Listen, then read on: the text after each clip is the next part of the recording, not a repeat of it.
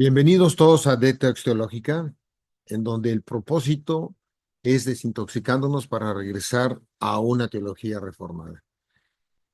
Estamos en Apocalipsis, esta es la sesión número 263, es el capítulo 13, la parte número 4. Vamos a continuar, estamos ahorita viendo los versículos, se vieron del 1 al 8, básicamente, vamos a ver del 9, 10, 11 y 12. Y para dar un poquito más de contexto, vamos a ver nuevamente todo el pasaje que lo tenemos aquí, todo el capítulo. Y es importante ahorita entender, y para adelantarme un poco, los 8 primeros versículos son importantes porque se va a comparar como si fuera una especie de estilo de parábola. ¿Ok? Entonces va a ser algo más parabólico en esto y es importante porque el 9 y el 10, el versículo 9 y 10, los va a precisamente a hacer comentarios y va a utilizar un lenguaje muy parecido, más que nada igual, a lo que se ve en el Nuevo Testamento cuando se habla con especies de parábolas. Entonces es importante. Y después en el siguiente versículos, en el 11 en adelante, va a cambiar un poco, pero va a ser nuevamente parecido a los versículos del 1 al 8. Ok, entonces un poquito más de panorama. Entonces leo el versículo 1 del capítulo 13, dice, me paré sobre la arena del mar y vi subir del mar una bestia que tenía 7 cabezas y 10 cuernos, y en sus cuernos 10 diademas, y sobre sus cabezas un nombre blasfemo. Y la bestia que vi era semejante a un leopardo, y sus pies como de oso, y su boca como boca de león. Y el dragón le dio su poder y su trono y grande autoridad. Vi una de sus cabezas como herida de muerte, pero su herida mortal fue sanada, y se maravilló toda la tierra en pos de la bestia y adoraron al dragón que había dado autoridad a la bestia y adoraron a la bestia diciendo, ¿quién como la bestia y quién podrá luchar contra ella? También se le dio boca que hablaba grandes cosas y blasfemias y se le dio autoridad para actuar 42 meses. Y abrió su boca en blasfemias contra Dios para blasfemar de su nombre, de su tabernáculo y de los que moran en el cielo, y se le permitió hacer guerra contra los santos y vencerlos. También se le dio autoridad sobre toda tribu, pueblo, lengua y nación, y la adoraron todos los moradores de la tierra cuyos nombres no están escritos en el libro de la vida del Cordero, que fue inmolado desde el principio del mundo. Si alguno tiene oído, bueno, en primer lugar, estos 8 versículos son lo que vamos a ver como parábolas que ya se vieron en un estilo, no que sea una parábola como tal, es un estilo, porque los versículos que pongo aquí en azul van a ser los que van a dar precisamente este lenguaje que así fue escrito. Entonces, si alguno tiene oído, oiga. Si alguno lleva en cautividad, va en cautividad. Si alguno mata a espada debe ser muerto. Aquí está la paciencia y la fe de los santos. Ok, eso van a ser los 2 versículos, los vamos a analizar el día de hoy, pero quiero que vean que este es un lenguaje que si tuviéramos un poco más de contexto y de familiaridad en temas ahora sí, en Antiguo Testamento y Nuevo Testamento, especialmente el Nuevo, tendríamos luego en nuestra mente, esto lo he escuchado en algo, lo escucho en tal parte, lo he escuchado en otro lado. Entonces, de esta manera podemos también utilizar para ir correctamente interpretando el texto. Versículo 11, después vi otra bestia. Entonces, esta es una segunda bestia que aparece. Primero apareció el dragón, después aparece la primera bestia y ahorita veo y aparece esta otra bestia. Lo hemos hablado, lo hemos comentado en esto, que lo vamos a ver ahorita, esta otra bestia va a apuntar al que se le va a relacionar al falso profeta. Vamos a ver por qué se le llamaba también falso profeta. Entonces, después vi otra bestia que subía de la tierra y tenía 2 cuernos semejantes a los de un cordero, pero hablaba como dragón y ejerce toda la autoridad de la primera bestia en presencia de ella y hace que la tierra y los moradores de ella adoren a la primera bestia, cuya herida mortal fue sanada. También hace grandes señales de tal manera que aún hace descender fuego del cielo a la tierra delante de los hombres y engaña a los moradores de la tierra con las señales que se le ha permitido hacer en presencia de la bestia, mandando a los moradores de la tierra que le hagan imagen a la bestia que tiene la herida de espada y vivió. Permitió infundir aliento a la imagen de la bestia para que la imagen hablase e hiciese matar a todo el que no la adorase. Y hacía que a todos, pequeños y grandes, ricos y pobres, libres y esclavos, se le pusiese una marca en la mano derecha o en la frente, y que ninguno pudiese comprar ni vender, sino que el que tuviese la marca o el nombre de la bestia o el número de su nombre. Aquí hay sabiduría. El que tiene entendimiento, cuente el número de la bestia, pues es un número de hombre y su número es 666. Ese es el último versículo de este capítulo 3. Entonces es importante estas tres partes que estoy aquí comentando para irlo describiendo. Entonces, analicemos ahorita de inmediato a partir del versículo 9. Ya vimos los otros versículos, pero el versículo 9, básicamente directo de este material que estamos tomando, dice: el escenario descrito en los versículos del 1 al 8 no es algo que vaya a ocurrir únicamente en un tiempo futuro. Entonces, cuando hablamos de esta cuestión de futuro y todo, es importante, no sé si ustedes recuerdan cuando iniciamos el capítulo perdón, el libro de Apocalipsis, las diferentes tipos de interpretaciones y las posturas, futuristas, preteristas, que ya todo pasó, que ya todo se hizo, también está el histórico, y hay varias más, ¿no? Entonces es importante que hay personas que creen que nada de esto ha pasado y se ve hacia un futuro. Y tal como dice aquí, sino que está sucediendo en medio de las siete iglesias. Entonces es algo que actualmente está sucediendo. Esto va desde el punto de vista de una reforma, de una doctrina reformada, va totalmente, es coherente, principalmente con la cuestión de que, por ejemplo, el concepto de milenio, que solamente aparece en Apocalipsis 20, toda la Biblia ha sido toda una serie de temas y de división, también de doctrinas, pero desde el punto de vista de reforma, de la doctrina reformada, es el milenio, no es un periodo de 1000 años, sino que es un periodo largo, indeterminado. ¿Ok? Y entonces, por eso el milenio se está viviendo ahorita. El milenio es la era de la iglesia, la cual estamos aquí, y terminará cuando ya venga Jesucristo y haga el juicio final. Y entremos entonces a lo que sería aquí el reino en su estado de consumación. Entonces, leo nuevamente que dice del 1 al 8, no es algo que vaya a ocurrir únicamente en un tiempo futuro, no es únicamente, sino que está sucediendo en medio de las siete iglesias. ¿Okay? Recordemos que las siete iglesias están en el capítulo 1 y capítulo 2 de Apocalipsis. A la luz de lo narrado en dichos versículos, Juan se dirige a los lectores con la misma exhortación que utilizó al concluir cada una de las cartas. El que tenga oídos, que oiga. Entonces, esta frase, en primer lugar, ya la utilizó Juan cuando está hablando sobre cada uno de estos mensajes de los siete a cada uno de los ángeles que representan a cada una de las iglesias. El que tenga oídos, que oiga. ¿Ok? Entonces, esto es importante porque al igual que lo que se ve en Isaías 6, en los evangelios sinópticos, Mateo, Marcos y Lucas, y en las conclusiones de las siete cartas, en esos tres puntos, vemos que esta exhortación alude al hecho de que el mensaje parabólico, por eso estamos viendo este estilo de Juan, iluminará a algunos y cegará a otros dentro de la comunidad del pacto. No se nos olvide que las parábolas, cuando Jesucristo habla en parábolas, no es para que la gente entienda, sino que para que solamente aquellos creyentes lo entiendan, y los que no son creyentes se van a confundir más. Esto es una cuestión que muchas veces queremos solamente aceptar lo que nuestra mente quiere aceptar de acuerdo a nuestros conceptos teológicos, nuestra forma o nuestro tipo de pietismo que tuviéramos.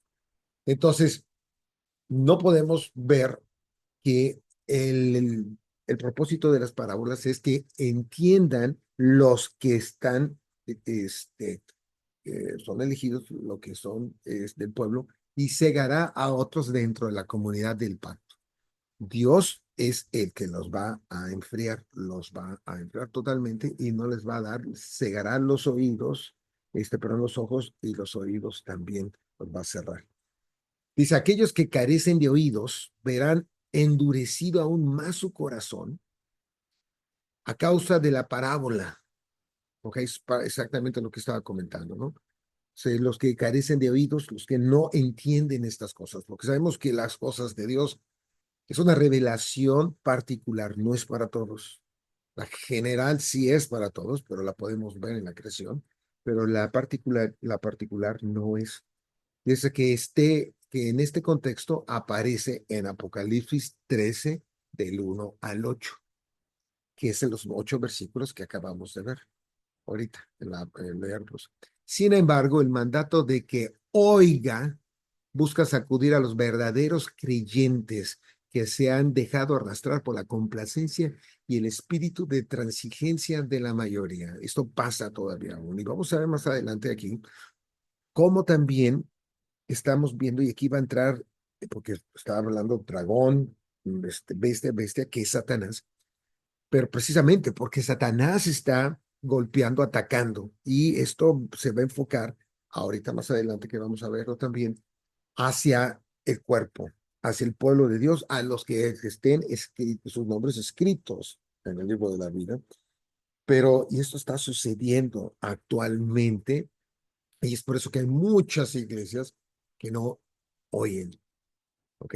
Ellos siguen haciendo y siguen siendo controladas bajo Satanás. Lamentablemente existen muchas cristianas de que se tienen en este lado. Quienes sean así despertados a la realidad espiritual, los que pueden escucharlo, percibirán la revelación parabólica de Dios contenida en el libro y discernirán la peligrosa naturaleza satánica de las instituciones paganas a las que podrán verse tentados a adaptarse. Esto es lo que pasa también en el pueblo. Satanás, recordemos que es un ser creado por Dios, pero fue el ser que no había nadie como él dentro de los seres creados. Ok, entonces es un ser sumamente poderoso, sumamente inteligente y que muchas veces uno lo subestima en cuestión de inteligencia y lo que se puede hacer y controlar. Muy bien, entonces, ahora el versículo 10 dice, si alguno lleva en cautividad, va en cautividad, si alguno mata a espada debe ser muerto. Aquí está la paciencia y la fe de los santos. Vean una cuestión. Vamos a ver ahorita, en primer lugar, que si yo leo este versículo y no tengo nuevamente un contexto de Antiguo Testamento, difícilmente lo voy a entender e interpretar. Y normalmente este tipo de versículos se lee nada más sin comprender y nada más me voy a enfocar en aquello que yo pueda más o menos interesarme o más o menos entender.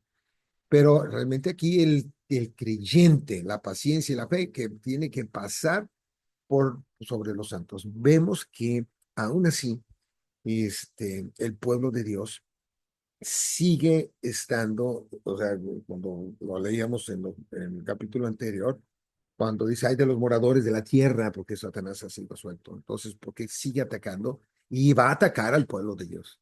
Definitivamente, ese es al que va a atacar. A los demás los tiene ya controlados. A los que no, por eso hay una guerra espiritual que se tiene y nosotros la debemos también de conocer y entenderla también.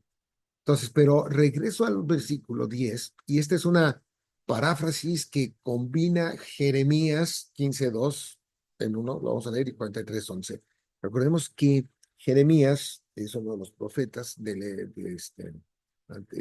exilio babilónico y vemos cómo Dios va a castigarlos a ellos. Vemos también en esto que no escucharon.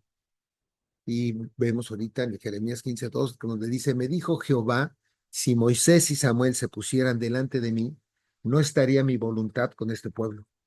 Échalos de mi presencia y salgan. Y si te preguntaren a dónde saldremos, les dirás, así ha dicho Jehová, el que a muerte, el que a espada, el que a hambre, y el que a cautiverio. Vean exactamente las mismas palabras que se está leyendo ahorita en Apocalipsis. Juan está utilizando el mismo concepto. Es decir, lo que está pasando, porque esta desobediencia y no quisieron escuchar, se olvidaron de Dios, entonces Dios los castiga, utiliza a su siervo Nabucodonosor, y vemos que no quiere decir que Nabucodonosor es una persona buena, porque muchas veces yo soy siervo y ya creen que, que es una persona buena o que está de acuerdo. No, el que siervo es el que le sirve y todos le sirven a Dios, absolutamente todos. ¿Ok? En esto, buenos, malos, que a Satanás obedece también a Dios. Y también los demonios, todos los sirven a Dios. Entonces, eso también es un concepto que dice, ¿cómo es posible? Es como si viviéramos entre el bien y el mal, y el bien no puede ver el mal, y el mal no puede ver el bien. Pero finalmente hay muchos otros pasajes en la Biblia donde Satanás y los demonios y otros seres, ángeles, que lo tienen que obedecer. Y Dios marca, como veíamos en los capítulos anteriores y en este pasado, como Dios marca también su limitación de campo de acción. Pero aquí vemos que el pueblo va a sufrir por estas cuestiones. Y enviaré sobre ellos, dice aquí Dios, géneros de castigo, dice Jehová, espada para matar, y perros para despedazar, y aves del cielo, y bestias de la tierra para devorar y destruir. ¿Ok? Y estos que enviaré van, recordemos cómo son estos demonios, cuando en los primeros capítulos de Apocalipsis, cuando los jinetes, los cuatro, son demonios, y quién los dicta, quién los ordena, Cristo, para que salgan y ataquen a las cuestiones de la tierra. Entonces, vemos que aún así el castigo de Dios, la ira de Dios y sobre el pueblo, también el pueblo lo va a recibir, pero no quiere decir que los va a ejecutar de la misma manera. Por ejemplo, pongo el caso de Egipto. Cuando Egipto estaban ahí en cautiverio y Dios va y los saca, todos ellos están dentro, sufren, pero no sufren en sí las consecuencias de las plagas.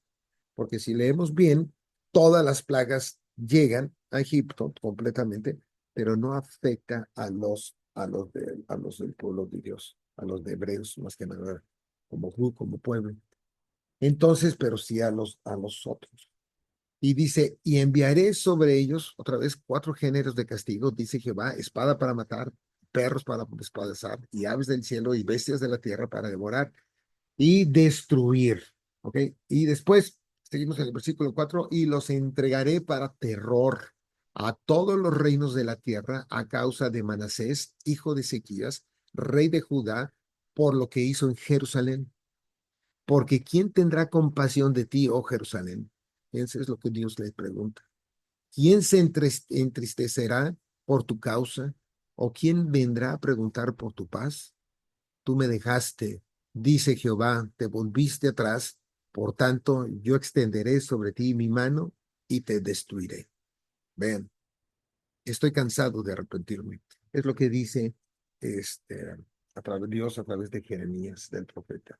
Ahora bien, en el otro versículo de Jeremías 43:11, dice, ok, esta es parte también no está hablando de los que va, pero son los que van hacia Egipto.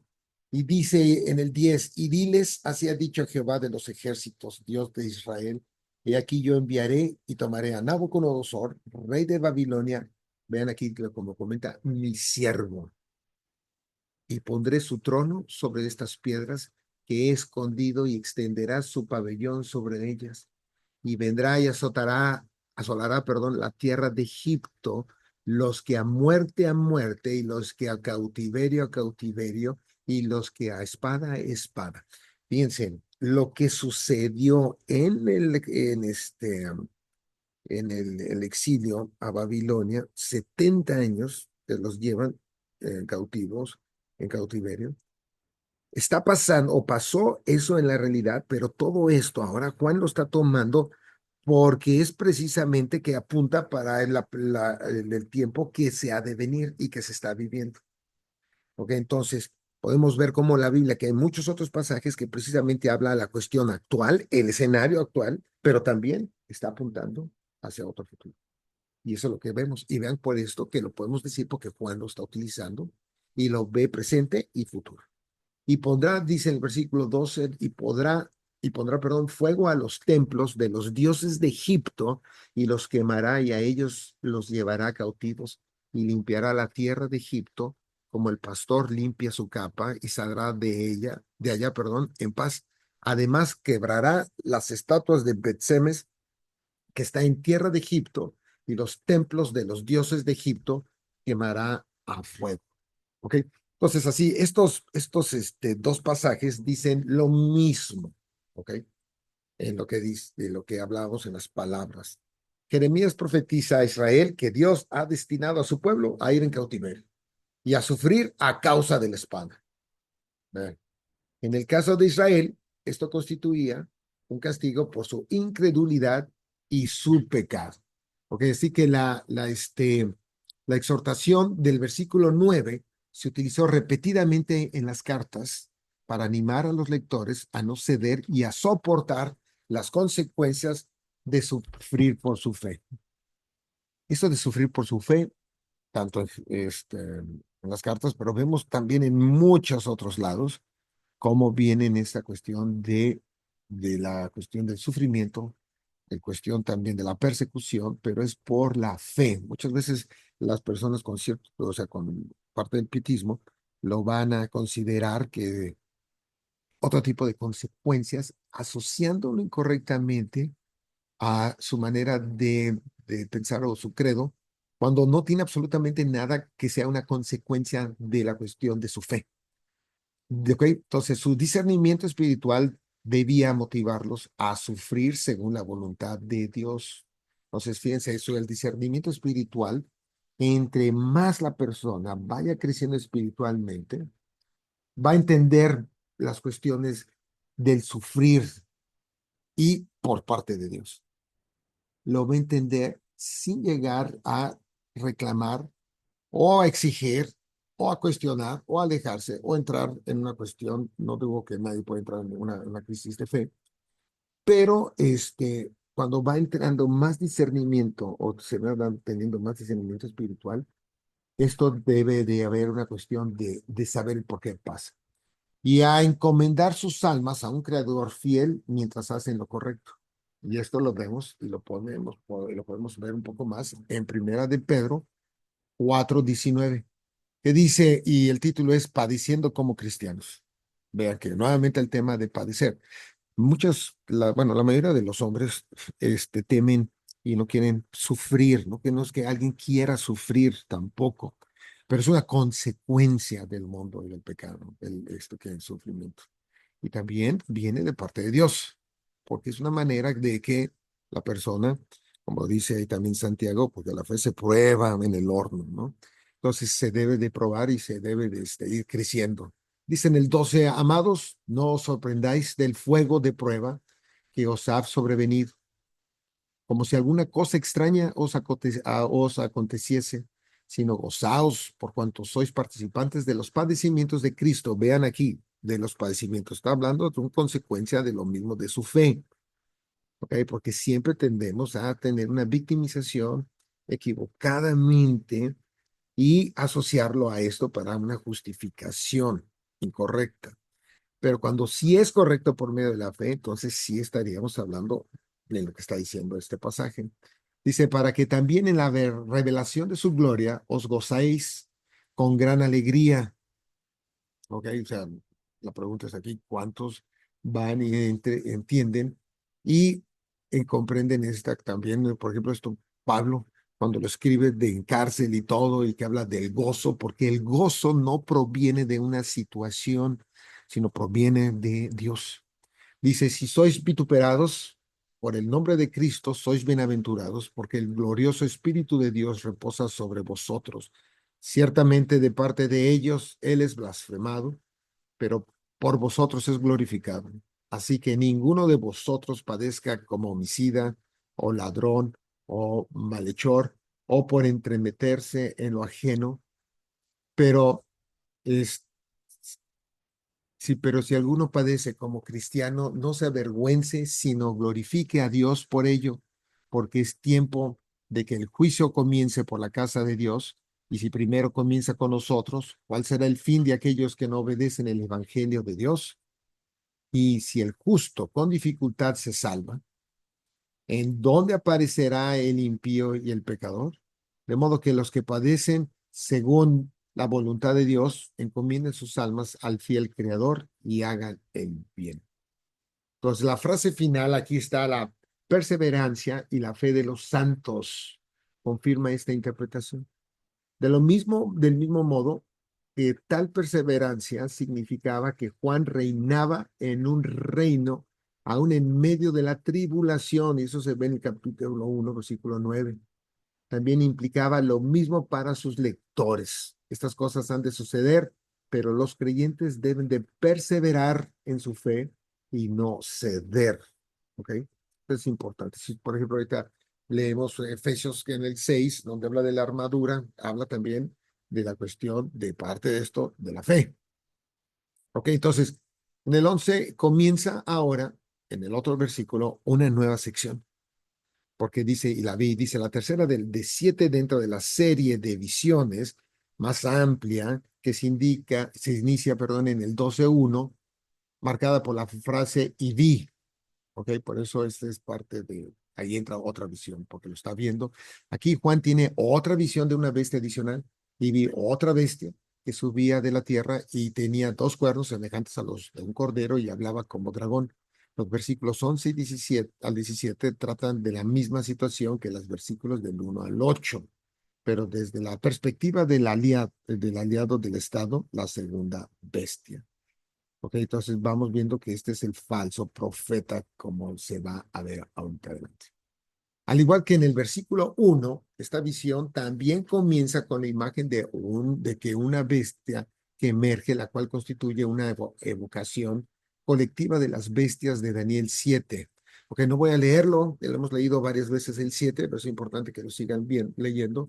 Estas de la primera bestia, especialmente 7:17, y estas grandes bestias son cuatro reyes que se levantarán de la tierra. Habíamos comentado que estos implicaban reinos también, ¿no?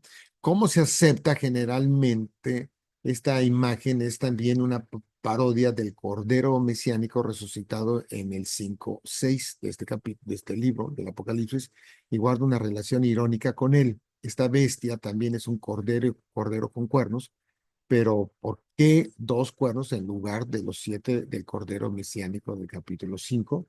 Pues una de las cuestiones, quizá, ¿no? Ese es un comentario, una razón sea imitar a los dos testigos, los dos candeleros y los dos olivos que se ven en el capítulo 11, versículos 3-4, que dice, y daré a mis dos testigos que profeticen por 1260 días vestidos de silicio.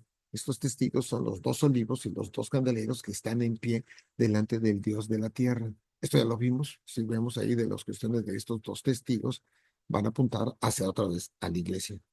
No obstante, los dos cuernos también reflejan al gobernante malvado de Daniel 8. Así como la primera bestia se describió con atributos de las bestias de Daniel 7, la descripción de la segunda bestia con dos cuernos, como los de un cordero, se toma de Daniel 8:3, un carnero que tenía dos cuernos. De manera similar, la figura opuesta de Daniel 7:7 también tenía 10 cuernos. ¿Ok? Entonces, al igual que la primera bestia, esta bestia habla con toda autoridad del diablo, hablaba como un dragón. Muy bien, entonces, pero más adelante a esta bestia se le llama falso profeta.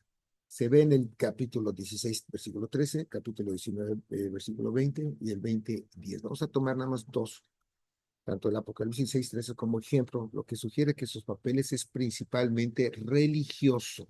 Y al hablar de religioso, esto lo tenemos que entender que Satanás va atacando también a las iglesias. Muchas veces olvidamos que Satanás también está en las iglesias trabajando y hay muchas ya que han caído bajo el control y no se dan cuenta porque lo han escuchado. Y vamos a ver por qué. El falso profeta, hay una comparación y por eso se habla de tipo de religioso. Recordemos que el profeta es el que la figura de cuando Dios habla al pueblo por medio del profeta. en el Antiguo Testamento.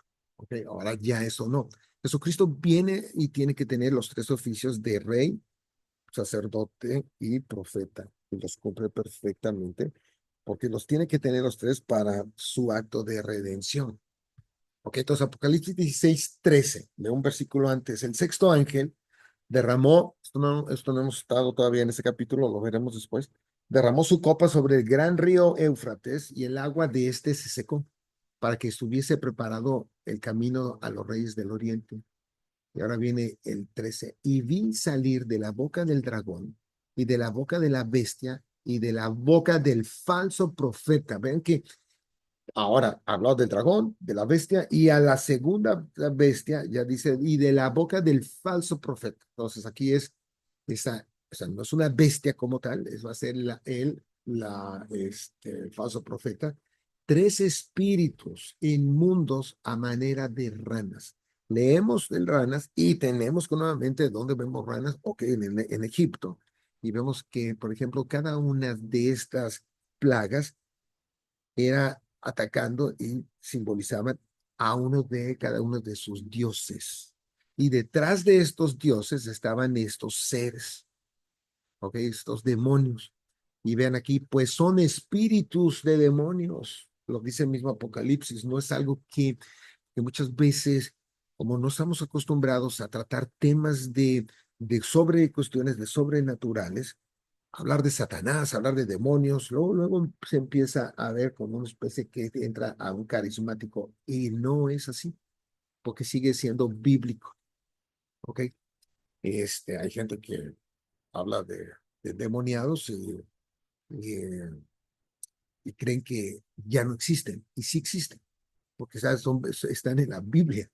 Entonces, sí ha pasado. Entonces, dice aquí, pues son espíritus de demonios que hacen señales y van a los reyes de la tierra en todo el mundo para reunirlos a la batalla de aquel gran día del Dios Todopoderoso.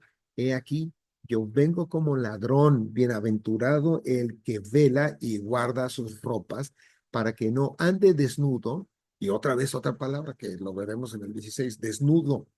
Y el desnudo, y vean que la palabra que dice, y vean su vergüenza.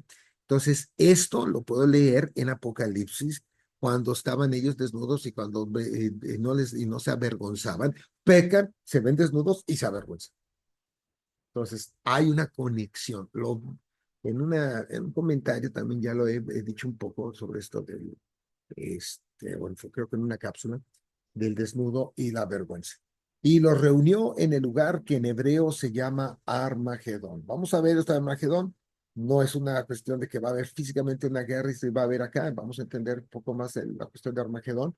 Y en Apocalipsis 20:10 dice este capítulo muy importante, ciertamente, pero también ha sido de mucha discusión, de división, especialmente por el milenio.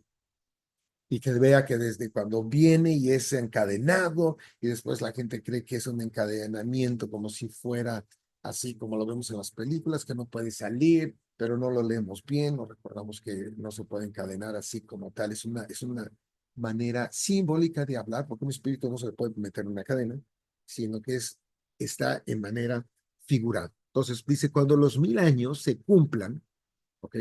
Y conste que no estamos hablando que son 998 años, 999 años, 1000, ya se acabó, entonces ya pasar, no, sino que vemos tal como en la cuestión de la doctrina reformada, 1000 años es todo este periodo indeterminado. No creemos en un periodo de 1000 años exactos de número, sino en tiempo que significan grandes. Lo explicaba al iniciar.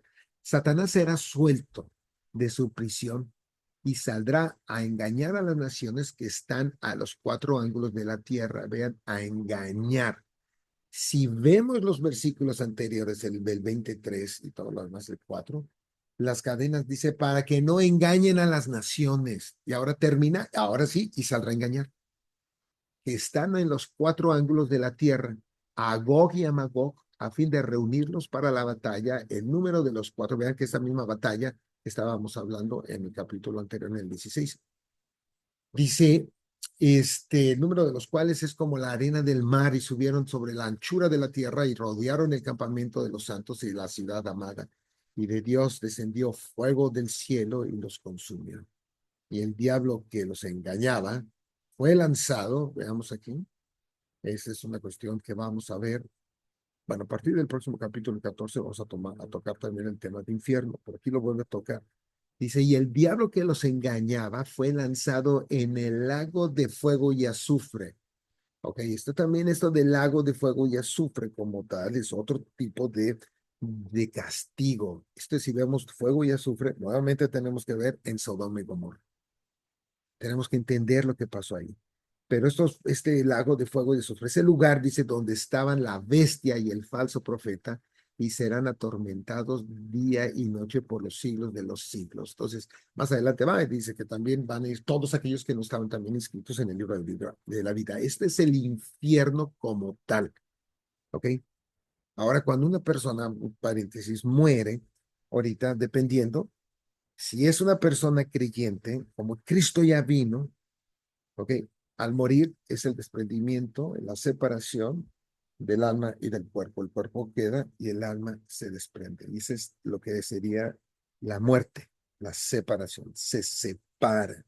Esta separación también hay que entenderla desde el punto, porque es una separación espiritual, que también es cuando Adán y Eva, por ejemplo, pecan. Entonces caminaba Dios con ellos y todo, y ya con esto se separa Dios. También por eso mueren espiritualmente ellos, todos.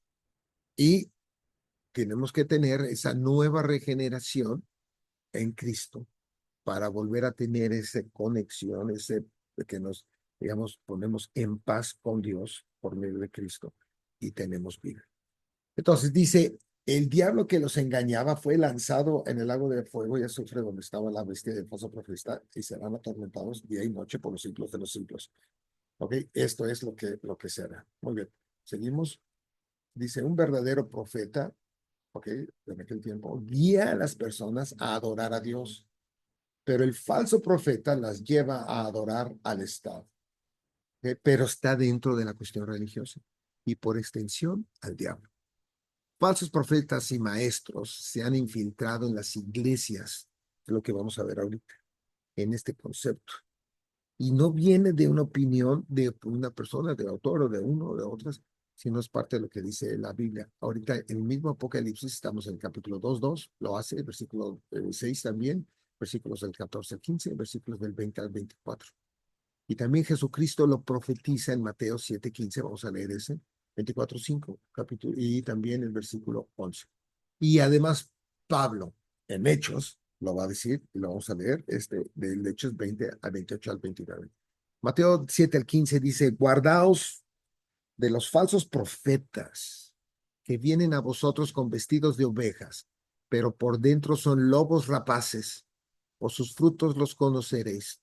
Vean que esta palabra, esta frase muchas veces lo queremos emplear nada más directo para el creyente. Por sus frutos los conoceréis, pero estamos hablando de estos lobos que por esos frutos los van a conocer. Entonces tenemos un concepto muchas veces y utilizamos cosas que escuchamos nada más, pero no contextualizamos, no ubicamos en qué parte y por qué se está diciendo. Esto es muy común. Hay hasta iglesias que ponen, por ejemplo, frases, versículos que corresponden precisamente a una de un profeta menor, Amós, por ejemplo, en donde Dios les está advirtiendo y ponen esta parte nada más que les sonó bien, pero después en los siguientes versículos habla y dice, prepárense porque los voy a destruir. Entonces dice uno, pues qué pésimo aplicación tendría, pero es una falta. Lamentablemente los pastores también ya no ven estas cosas. No todos, pero varios sí. Por sus frutos los conoceréis. ¿Acaso se recogen uvas de los espinos o higos de los abrojos? Así también, dice, perdón, así todo buen árbol da buenos frutos, pero el árbol malo da frutos malos. No puede el buen árbol dar malos frutos, ni el árbol malo dar frutos buenos. Todo árbol que no da buen fruto es cortado y echado en el fuego. Así que por sus frutos los conoceréis. Nuevamente. Ahora, vamos a leer Hechos 20, 28, 29. Y ahora es Pablo, dice, por tanto, mirad por vosotros y por todo el rebaño que el Espíritu Santo os ha puesto por obispos. para apacentar a las iglesias del Señor, la cual él ganó por su propia sangre. Porque yo sé que después de mi partida entrarán en medio de vosotros lobos rapaces. Y pensamos, que nada más veamos la cantidad de iglesias cristianas modernas y también de las que antiguas, cómo han tenido precisamente esta intromisión y han sido ya totalmente cambiadas muchas cosas. Ya no se hablan de ciertos temas, ya no se predican ciertas cosas, ya se alaba de diferente, ya es nada más quedar bien. Y acaba en una cuestión, tal como dice Michael Horton, en una cuestión de tipo de moralidad, de una cuestión terapéutica, porque van a una especie de a sus terapias, y también de un teísmo. Hablan nada más que Dios, Dios, Dios, pero no se predica Cristo y se tiene que predicar Cristo, porque Él es el que nos va, es el Salvador y a nosotros, y también por medio de Él somos nosotros, por medio de la fe somos salvos. Dice, porque yo sé que después de mi partida entrarán en medio de vosotros lobos rapaces que no perdonarán al rebaño, y de vosotros mismos se levantarán hombres que hablen cosas perversas para arrastrar tras sí a los discípulos. Por tanto, velad, acordaos que por 3 años, de noche y de día, no he cesado de amonestar con lágrimas a cada uno. Y ahora, hermanos, os encomiendo a Dios y a la palabra de su gracia que tiene poder para sobreedificaros y daros herencia con todos los santificados. Ni plata, ni oro, ni vestido de nadie he codiciado. Antes vosotros sabéis que para lo que me ha sido necesario a mí y a los que están conmigo, estas manos me han servido. Ok, este ya está fuera del texto que estábamos leyendo, ¿verdad? Pero lo voy a leer todo. En todo os he enseñado que trabajando así se debe ayudar a los necesitados y recordar las palabras del Señor Jesús que dijo, más bienaventurado es dar que recibir.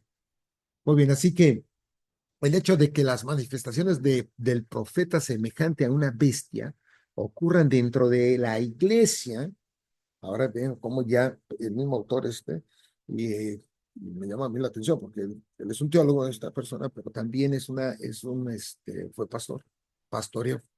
Entonces dice, a una vez que ocurren dentro de la iglesia, también se sugiere en el Antiguo Testamento, donde la falsa profecía casi siempre tiene lugar dentro de la comunidad del pacto. O sea, no es algo que solamente es propio del Antiguo Testamento, sino dentro de dentro del pueblo de Dios. ¿Por qué? Porque Satanás se está atacando. La imagen del lobo con piel de cordero sugiere la presencia de un traidor dentro del redil de la iglesia. Aunque la bestia profesa representar la verdad y parece inofensiva, como un cordero, su naturaleza satánica interior se revela cuando habla con la autoridad del dragón. Su forma de hablar, semejante a la del dragón, refleja un discurso seductor y engañoso de Satanás, que es el dragón, que condujo el pecado de Adán y de Eva. Vean que es un discurso seductor y engañoso. Recordemos cómo hablan Satanás, la serpiente, como lo habla también en el 12, que es la serpiente, el dragón y Satanás. Ahí lo pone. Cuando pone Satanás, la serpiente, por eso no es una serpiente de animal, es un ser. ¿Ok? Tenemos esa imagen que vemos una serpiente que después le quitan las patas y después se arrastra. Eso es Disneylandia, eso no está en ninguna parte. ¿Ok? Es una manera de hablar cuando comerá y te estará del polvo, ¿no? Porque estaba desde arriba y cae hasta lo más bajo. Pero aquí lo importante es el discurso seductor y engañoso. Y ese mismo discurso seductor y engañoso, aplicándolo a las iglesias, vemos que precisamente es lo que se habla. Es un discurso, no es un mensaje, un discurso que seduce, apapacha, una cuestión ahí correcta y es engañoso de Satanás, el dragón que condujo el pecado de Adán y Eva. Por lo tanto, este lenguaje figurado y este contexto sugieren la existencia de engaño dentro de la propia comunidad del pacto. Vean, de la propia comunidad de la iglesia. Ese es el lenguaje figurado y este contexto sugiere la existencia de engaño dentro de la iglesia. Mientras que la primera bestia habla en voz alta y desafiante contra Dios, la segunda, el falso profeta, hace que las pretensiones de la primera parezcan plausibles y persuasivas, y los falsos maestros eh, sí, los falsos maestros dentro de la iglesia fomentan el compromiso con las instituciones idólatras de la cultura. El versículo 12, este último, que vamos a ver, dice, y ejerce toda la autoridad de la primera bestia en presencia de ella y hace que la tierra y los moradores de ella adoren a la primera bestia cuya herida mortal fue sanada. La segunda bestia se identifica con la primera y ejerce la autoridad de esta. Esto se enfatiza al señalar que ejerce toda la autoridad de la primera bestia en su presencia. La segunda bestia utiliza dicha autoridad, o sea, es el falso profeta, con el propósito de hacer que la tierra y sus habitantes adoren a la primera bestia cuya herida mortal había sanado. Esto es importante, reflexionar, ver, entender, ver también lo que está pasando también en las iglesias. Por eso debemos de tener nuestros sentidos ejercitados para poder identificar todo este tipo con mayor madurez y mayor claridad. El hecho de que una persona haya asistido a una iglesia 10, 15, 20, 30 años, 40 años o más, 50, 60, 70, no quiere decir que entonces lo entiende todo. Eso no es así. Así que los invito a que continúen leyendo, vean las citas y seguiremos ahora viendo los versículos 13 en adelante.